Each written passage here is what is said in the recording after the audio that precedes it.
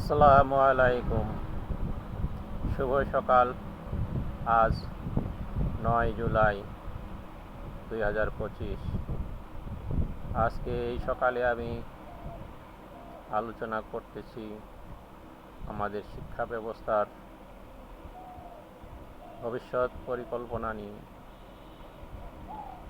আমাদের শিক্ষা ব্যবস্থায় জেনারেল শিক্ষা আমাদের জাতিকে ধ্বংস করে দিচ্ছে। এই শিক্ষা ব্যবস্থা থেকে আমাদের উত্তরণ ঘটাতে হবে।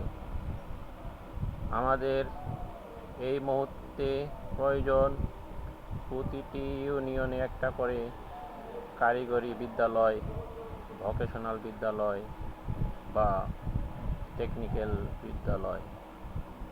যদিও আমরা বড় পরিসরে কিছু করতে পারবো না, উপস্থিত আমরা এখনই সিদ্ধান্ত নিতে পারবো, কারণ একটা ইউনিয়নে একাধিক 2-4টা স্কুল থাকে, বিদ্যালয় থাকে।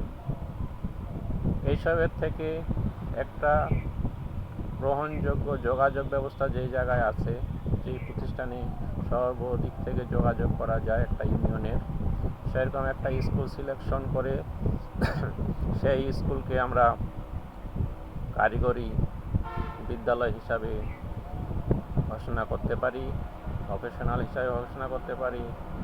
এখানে 6 মাস মেয়াদি ট্রেনিং থাকতে পারে এবং রেগুলার প্রফেশনাল সাবজেক্ট, যেটা আমরা ক্লাস 9-10 প্রফেশনাল সিলেবাস অনুসরণ করি, সেটা করতে পারি।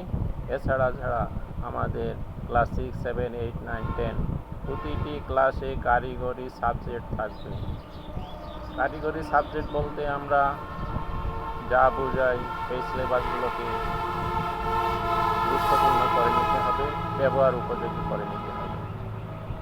এই সাবজেক্টগুলোর মধ্যে আমরা যেমন আমাদের বিশ্ব কর্মসংস্থানে প্রবাসী কল্যাণ মন্ত্রণালয়ের মধ্যে যে কর্মীরা যায়, তাদের কি কি বিষয়ের উপর দক্ষতা অর্জন করতে হয়। সাধারণভাবে বলতে গেলে আমাদের ইলেকট্রিশিয়ানের প্রয়োজন। তো আমাদের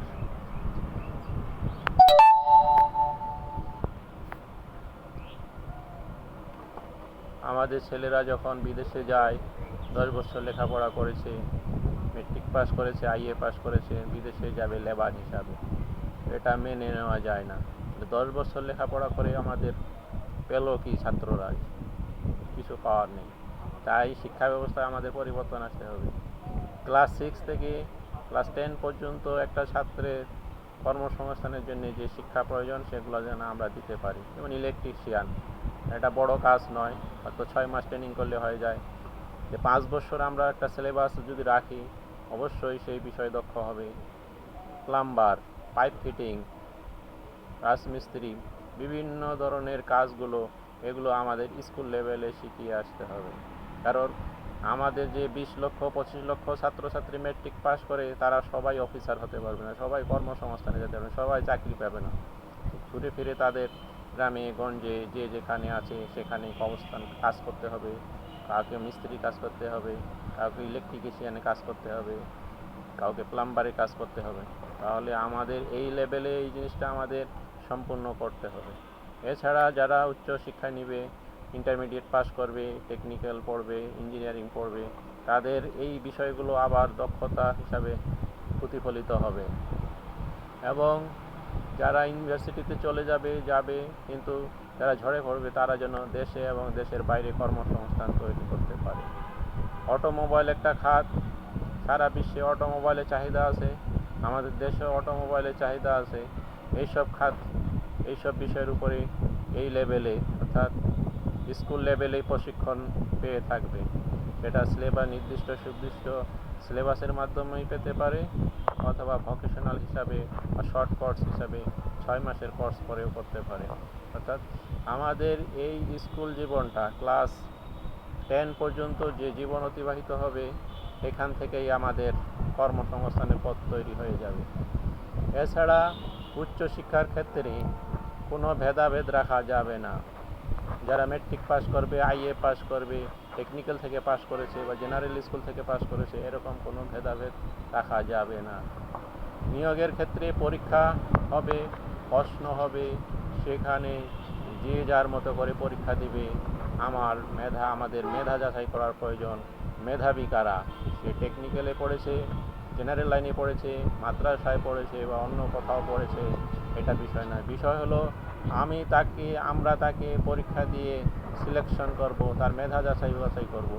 সে মেধায় যদি সে উত্তীর্ণ হয় তবে তার কর্মসংস্থান হবে, নিয়োগ হবে। এটাই হলো বাস্তবতা। তাহলে আমাদের শিক্ষা ব্যবস্থার মধ্যে এই বৈষম্য রাখা যাবে না যে জেনারেল লাইনে না পড়লে বা টেকনিক্যাল লাইনে পড়লে এই পদে চাকরি করা যাবে না। তাহলে আমাদের সাধারণ শিক্ষার্থীরা সেই জেনারেল শিক্ষার দিকে ঝুঁকে থাকবে, টেকনিক্যাল বা অন্যান্য পেশার লেখাপড়ায় আগ্রহী হবে না। আমাদের খুব দ্রুত 50% শিক্ষার্থীকে কারিগরি শিক্ষায় রূপান্তর করতে হবে।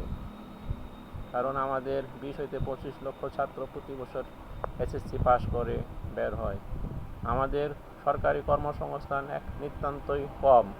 ধরতে গেলে আমরা বছরে 10-20 হাজার কর্মকর্তা নিয়োগ দিতে পারি না।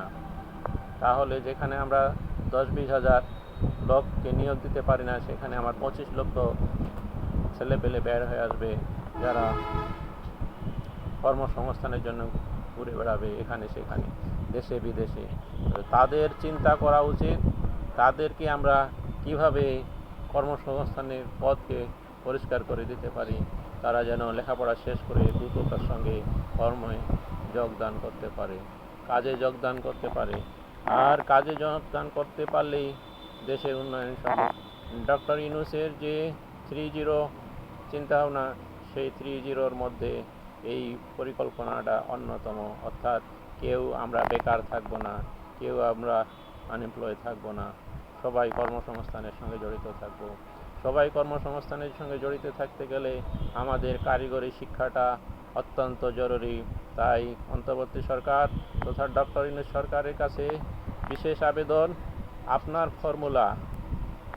ফর্মুলায় অ্যাপ্লাই করুন। আপনার হাতে এই সুযোগ, আগামী 1 বছর আপনার হাতে আছে। এই আপনার ফর্মুলাকে ব্যবহার করার জন্য এখনই উপযুক্ত সময়। আপনি এমন নীতিমালা করেন যেন লেখাপড়া শেষ করার আগেই বা কেউ ব্যর্থ হলে তার কর্মের পথ যেন খোলা থাকে। হয়তো কেউ মেট্রিক পাস করতে পারলো না, কেউ আইএ পাস করতে পারলো না, কিন্তু তার দক্ষতা ইতিমধ্যে তৈরি হয়ে গেছে। সে লেখাপড়া না করতে পারলেও সে কর্মসংস্থান ঠিকই তৈরি করতে পারবে। আপনার নীতিমালায়, আপনার পরিকল্পনায় আপনি তৈরি করুন, আপনার ফর্মুলাকে প্রতিফলিত করুন এই কারিগরি শিক্ষা ব্যবস্থার মাধ্যমে। আপনার 3-0 প্রকল্প নিয়ে এগিয়ে যান। আমাদের দেশে 3-0 প্রকল্পের অন্তত একটি বিষয় প্রকাশ্যে নিয়ে আসুন, সেটা হলো আমাদের লেখাপড়ায় কর্মসংস্থানের সুযোগ সৃষ্টি করা। আমাদের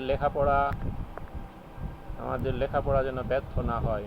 আমরা সমাজ বিজ্ঞান, ইতিহাস, এসব ভূগোল টুগোল পড়ে রাস্তায় ঘুরে বেড়াতে চাই না।